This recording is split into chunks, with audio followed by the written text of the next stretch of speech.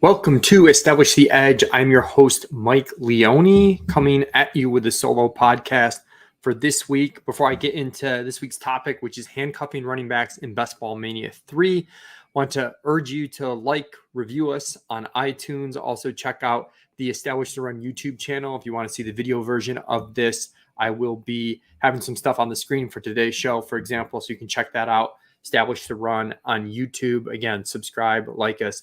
It helps a ton. And make sure you check out Establish the Run for our draft kit with just an incredible deal. We've got a ton of information, rankings for tons of formats that are out there, ADP, all that stuff to help you with your drafts as we get into the summer. But yeah, today's episode, I'm looking at handcuffing running backs in Best Ball Mania 3 and whether or not it's a good idea. And I wanted to look into this for a few reasons. I wrote an article about this on site, essentially just going to be walking through the article. So if you've read the article, you might hear some things that you read, but want to expand on some stuff and talk it through.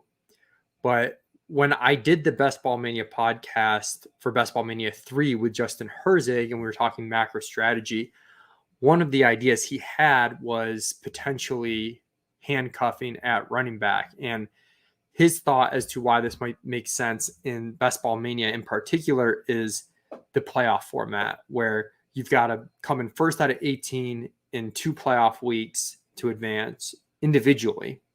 And then you have the final with 450 or so people. And the idea is that you want to get a high leverage player in the final, someone that has a really high ceiling who isn't owned on a lot of the other teams that you're competing against. Herzig won Best Ball Mania 1 when this dynamic played out, and he was the only team that had Alvin Kamara through to the Week 17 final.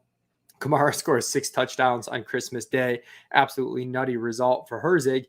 And he's able to take down, the championship, maybe not with the best team, but because he was the only one with Alvin Kamara that week. So one way that could potentially play out is something like we saw with Dalvin Cook and Alexander Mattison last year. We didn't get the production we wanted from those two backs from a handcuffing standpoint, but we did have a week where Dalvin Cook missed and Alexander Mattison was the workhorse back. And then the next week, Dalvin Cook was back. And if you've handcuffed these running backs together and you've made it to week 16, all of a sudden Dalvin Cook's out. Well, you get the benefit of Alexander Mattison workhorse role, which hopefully puts you into the final. And then in the final, you have Dalvin Cook. And a lot of the Dalvin Cook teams are eliminated in week 16, most likely, because Dalvin Cook didn't play in week 16. So that's the idea. But in order for that idea to be effective, a couple things need to happen. We need it to actually be somewhat of a unique strategy. We're just assuming it's unique. Other people aren't doing it because there's kind of this general anti-handcuff sentiment. But is that just in our little bubble, or is that really happening? That's something we need to flush out. And then we also want to look at how does it affect the advance rates and the impact of your team scoring and success in the regular season. Because obviously there's a break-even point, as always, with having playoff leverage, having playoff uniqueness, but not hurting your team's chances of making the playoffs, not hurting your team's chances of becoming a super team. So that is, kind of what spurred me looking at this, Herzig bringing that up. I also wanted to look at it because I really have been staunchly anti-handcuff for a while. And the reason why I'm anti-handcuff is I think it caps the upside on your teams, especially when you have a limited amount of spots to allocate to the running back position. And we're generally advocating not devoting a lot of capital into running back. So we want every single running back on our roster to have the ability to hit the home run.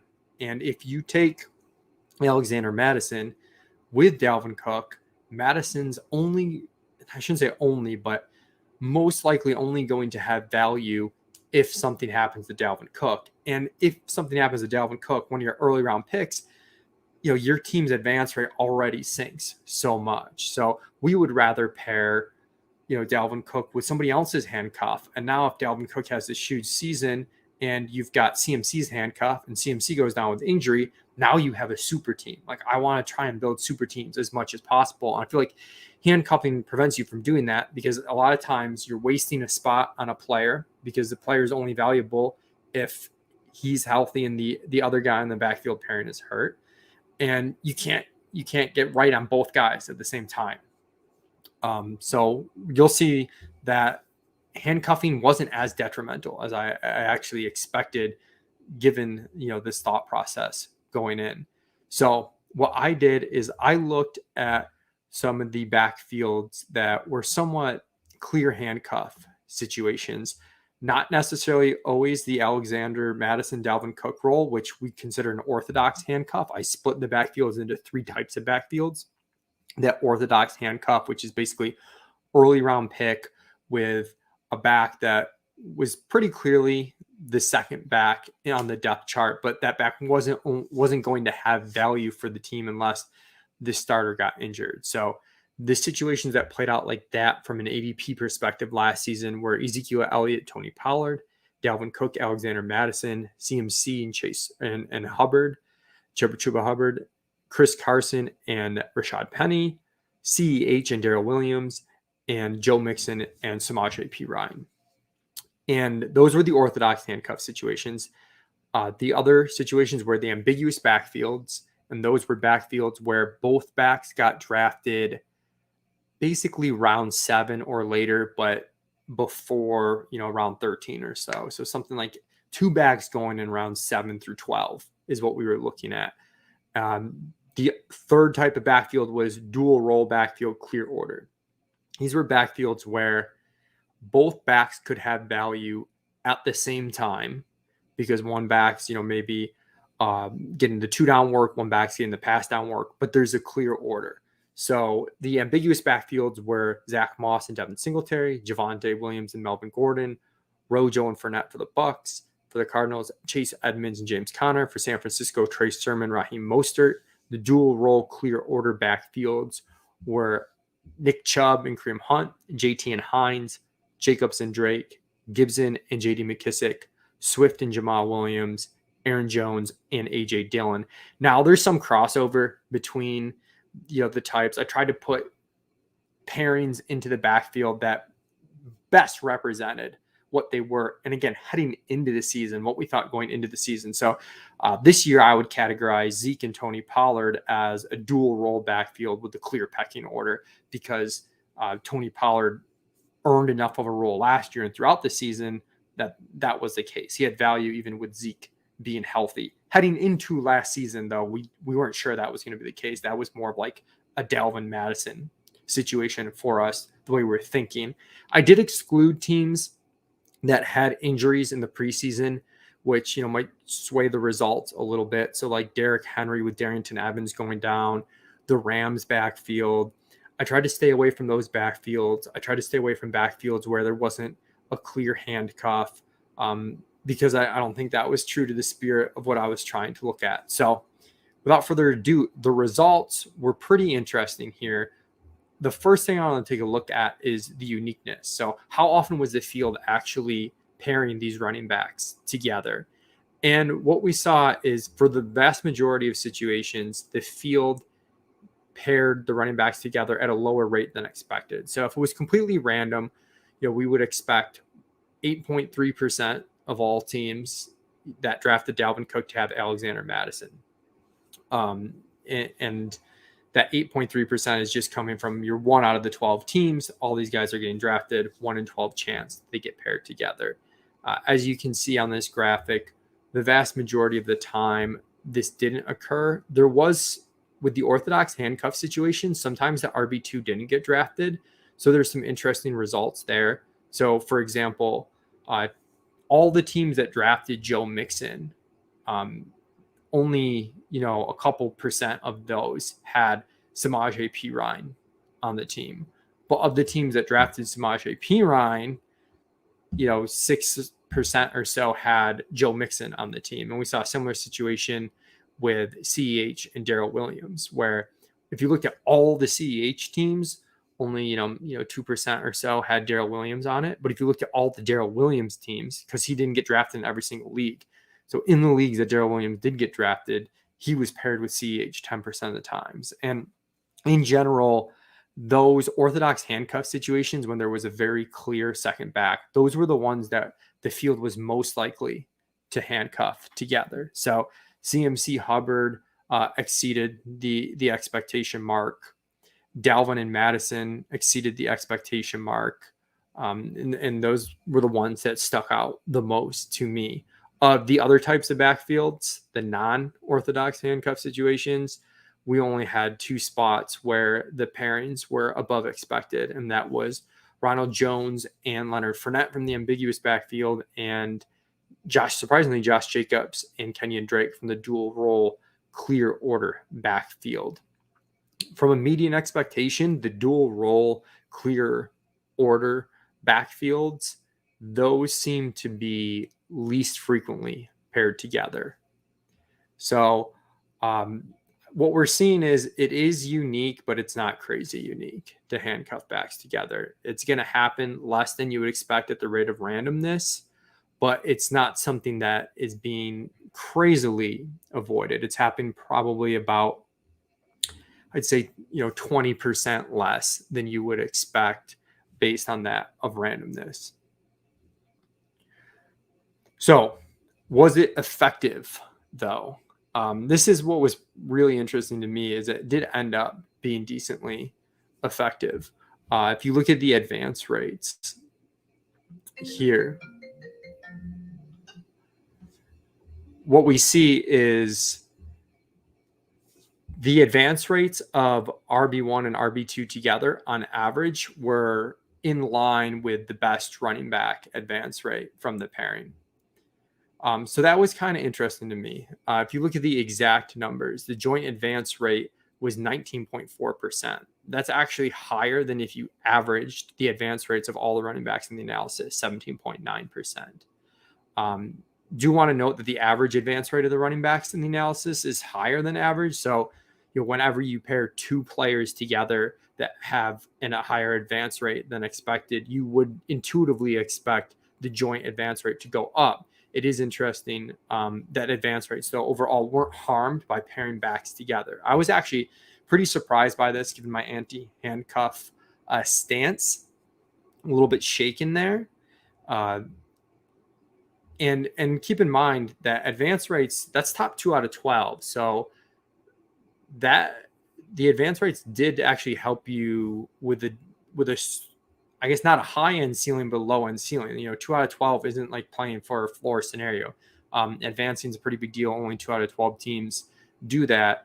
That's an expected advance rate of 17%. And again, if you looked at all the pairings, the average advance rate of them, it was 19+%, whereas the running backs individually were about 18%. What we do see, though, as expected, that high end ceiling did get hurt. So unlike with the advance rates, the joint top 1% rate for the handcuff pairings came in at right around 1%, which is right in line with expectation. Of course, you would expect 1% of all teams to have a top 1% score in the regular season. That was much lower than if you just averaged all the running backs together, their individual 1% rate was 1.15%. Top 1% is always going to be a little bit noisy because the sample sizes aren't as strong. But you do see, ultimately the conclusion is handcuffing did not hurt your ability to advance teams, but it did hurt your ability to build super teams, get those top 1% scores. And you do, going into the playoffs, want a super team. So some mixed conclusions there, because if you can advance a handcuffed pairing and it's not going to hurt your advance rate and you can advance it, some of the upside, though, isn't in having that super team score that did get hurt by handcuffing. The upside is in the scenario that Justin laid out, which is, okay, you've advanced Javonte Williams and Melvin Gordon. It doesn't matter that maybe hurt your chance of having a mega good team, because now you've opened yourself up to a situation where Melvin Gordon goes down week 16. Javonte Williams goes absolutely ham. All the Melvin Gordon teams get wiped out. But then Javonte Williams is unable to play the next week for whatever reason. And Melvin Gordon, you've got a unique Melvin Gordon, a workhorse role for the Denver Broncos. So you do set yourself up for that type of upside, even though the macro team upside is determined by regular season scoring is hurt by the handcuffing. Some other interesting notes that I found just looking at the different groupings. The ambiguous backfields was kind of hysterical looking at it in retrospect. So I determined RB1 and RB2 just based on ADP order. That's it. So again, the 5 pairings that I had headed into the 2021 season as an ambiguous backfield: Zach Moss and Devin Singletary, Javonte Williams and Melvin Gordon, Rojo and Leonard Fournette, Chase Edmonds and James Conner, Trey Sermon, and Raheem Mostert. Every single one of these, the market was wrong on the RB1 versus the RB2, which was pretty remarkable. If you look at the advance rates for the RB1s were 13% for Zach Moss compared to 18% Devin Singletary as the RB2. Javonte Williams came in at 20%. The RB2 in the Denver backfield, Melvin Gordon, came in at 22.4%. Rojo's advance rate was only 10%, while Leonard Fournette's was up at 38%. Chase Edmonds's was only 11.5%, while Connor's was up at 36.1%.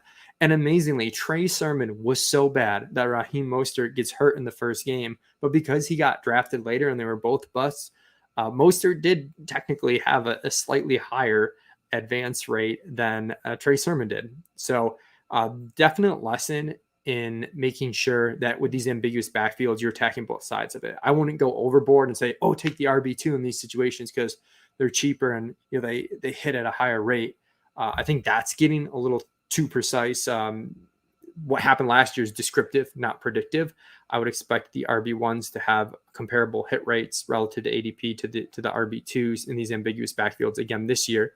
But I know for myself, I drafted a ton of Ronald Jones, barely drafted any Leonard Fournette last year. Absolute mistake, just having that personal certainty instead of just saying, okay, these are backfields in general where we know there's going to be running back fantasy points scored. We don't know who's going to score them. So let's just, based on how value falls in our draft, be willing to take either side. And that doesn't mean you have to draft them, have the exact same exposures to both backs, but I do think you want to be somewhat balanced. Again, market goes 0 for 5 on those. I don't know if I love pairing. I think you could pair these guys together. It was somewhat unique pairing these backs together. But what was really interesting was the dual role clear order backfields. These backfields ended up pretty unique. Only four out of 6 of these backfields had a sub 6% rate of the RB1 teams also possessing the RB2. So they were paired together a lot less frequently than you would expect based on the market and just relative to the other pairings that we looked at here, the ambiguous backfields and particularly the orthodox handcuffs. They were paired together more frequently. So I think that was interesting.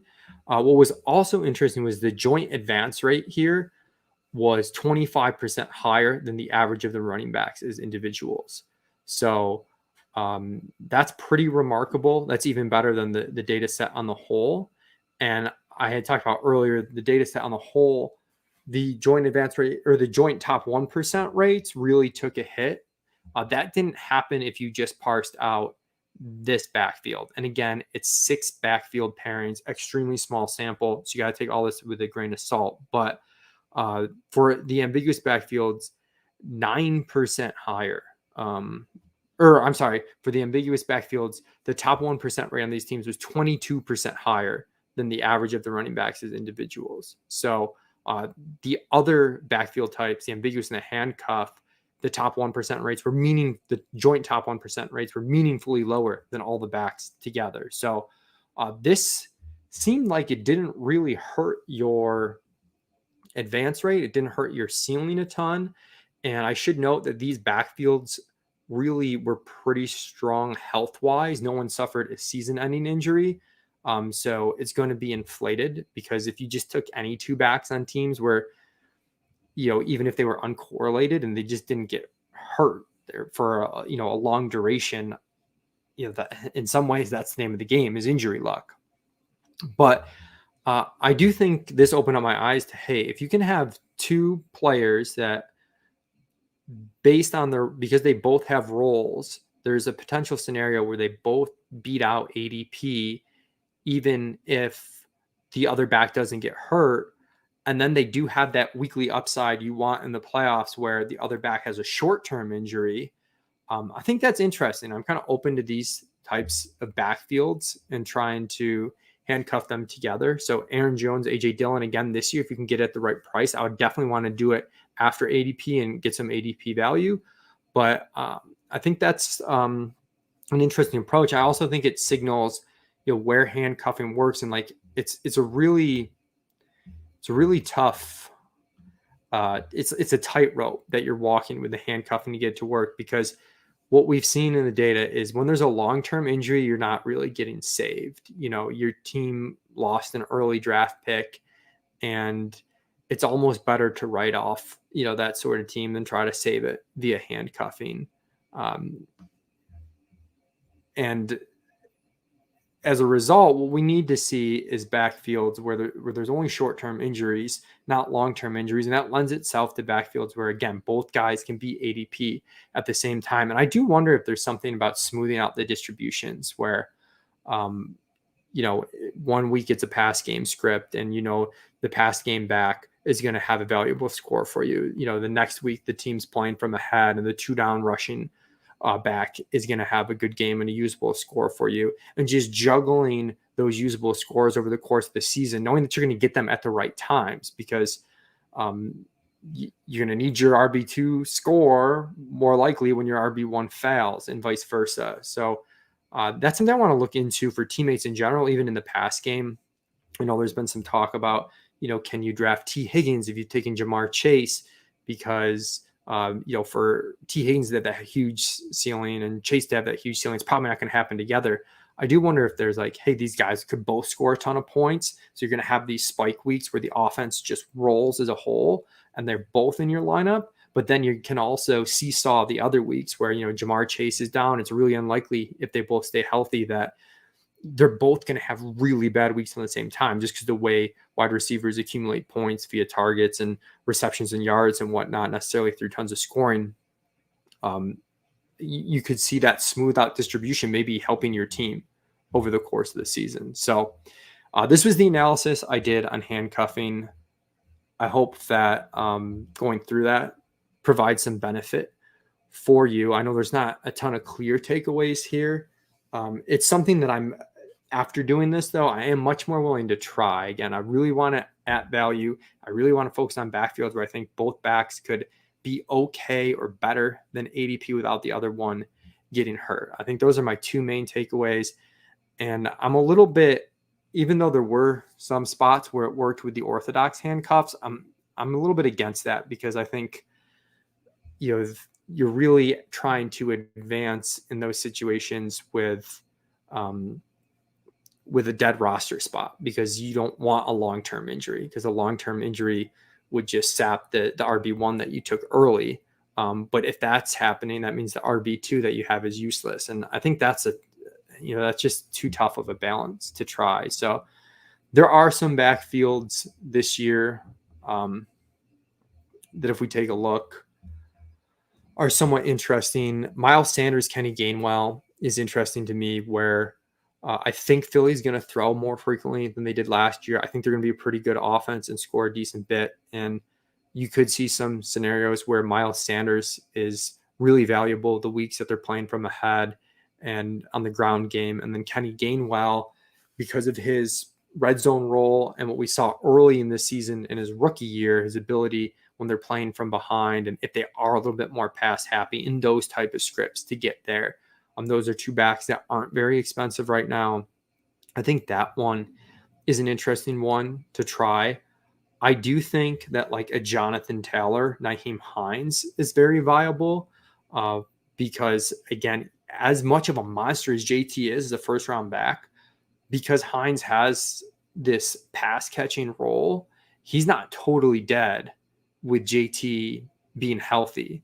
And that one's really interesting to me too, because if you get into, again, Best Ball Mania 3, we're trying to win $2 million in the playoffs. You get into a scenario where JT misses just 1 week and Hines has that huge week, and now you've got a unique JT at the end. That's somewhat interesting to me. Other ones like Zeke and Pollard and Aaron Jones and AJ Dillon, I wonder if those are too expensive to pair together.